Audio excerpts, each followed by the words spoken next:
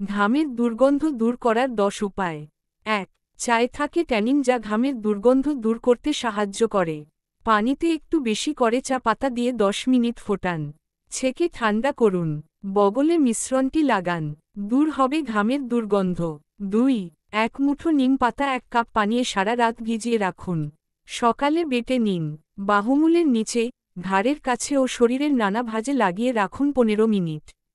তারপর পানি দিয়ে ধুয়ে গোসল করে নিন। ৩. গরম পানিতে 1 টেবিল চামচ ফিটকারি গুঁড়া নিন এবং দ্রবীভূত হওয়া পর্যন্ত ভালোভাবে নাড়ুন। একটি স্প্রে বোতলে রাখুন। প্রয়োজন মতো পায়ে বা বাহুমূলে লাগান।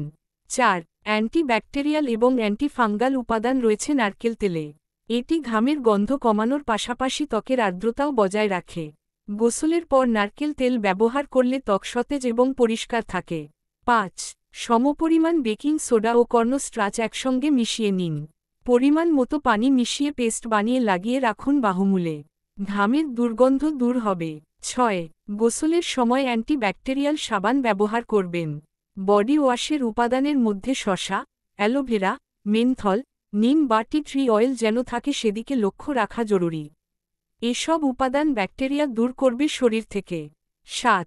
ফিটকিরির একটি ছোট টুকরা সামান্য পানি দিয়ে ভিজিয়ে নিন। এতে ভালোভাবে ত্বকে লেগে থাকবে। ভেজা ফিটকিরি সরাসরি আন্ডারআর্মে বা শরীরের দুর্গন্ধ প্রবণ যে কোনো জায়গায় ঘষুন।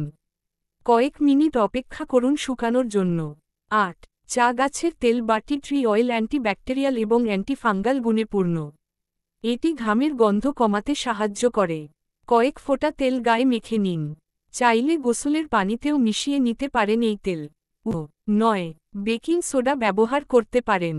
1 কাপ পানিতে 2 টেবিল চামচ বেকিং সোডা মিশিয়ে স্প্রে বোতলে ভরে রেখে দিন। এই মিশ্রণ আন্ডারআর্মে স্প্রে করে নিন। ১০. লেবু বা সাইট্রাস রস ঘামের গন্ধ দূর করতে সাহায্য করে। শরীরের কয়েকটি অংশে লেবুর রস মেখে রাখুন খানিকক্ষণ। এটি ঘাম শোষণ করতে সাহায্য করবে এবং দুর্গন্ধ দূর করবে। সাইট্রাস রসে অ্যান্টিব্যাকটেরিয়াল বৈশিষ্ট্য রয়েছে যা ঘামের বিব্রতকর দুর্গন্ধ কমাতে সাহায্য করে।